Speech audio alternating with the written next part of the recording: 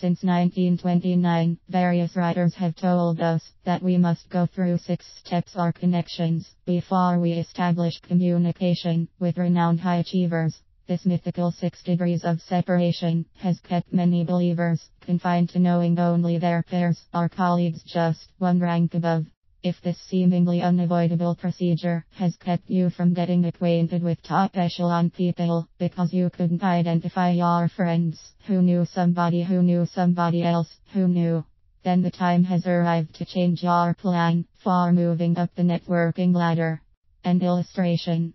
Actor Jimmy Stewart donated his movie memorabilia to Brigham Young University scripts, costumes, and other treasured artifacts from his career. So he must have been an alumnus, right? No, he wasn't. Then his children went there. No, he had no family connections, nor was he a board member. Then why did he choose Brigham Young out of all the colleges and universities who offered majors in drama? Simple. Brigham Young officials asked him. Another example.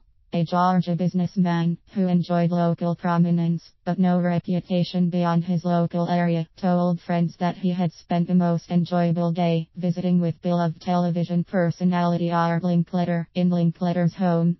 How did that happen? Friends asked the business leader. Oh, I just called him one day, told him I admired his work and would be willing to fly to California if he would allow me to meet him. Bingo, that approach worked without the allegedly required intermediaries. To share a personal experience, one of many I have benefited from years ago, I went to a Masters golf tournament practice round. Standing near the 12th tee, I looked to my right and saw Byron Nelson standing a few feet away. Dubbed Lord Byron by sports writers during his stellar career, Nelson dominated professional golf before the days of jets and television and $1 million first prizes. Eventually Byron Nelson sent me a handwritten thank you note acknowledging an article one wrote about our Masters meeting. I treasure that message, penned in his 92nd year.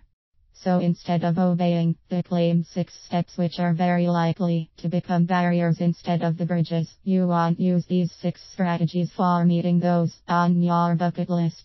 First, develop a self-image of worth and confidence. A famous athlete and close friend once told me, no one is better than you, no one is below you.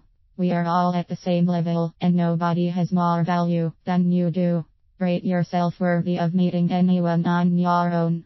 Second, consider how long it would take to follow the traditional 6 steps, even if they worked for you.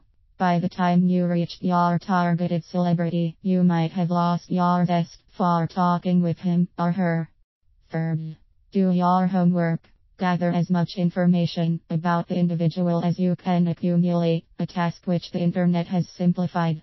Not only will your research keep you from asking turn-off questions, you will gain quick credibility. Fourth, use the same courtesy you would employ with anybody else. Avoid rushing up to the person when he or she is engaged in conversation with someone else. Wait until that other person steps away. Though you might be justifiably excited, your haste could mark you as a rude stranger to stay away from. But at the outset they will probably sound shallow and self-seeking.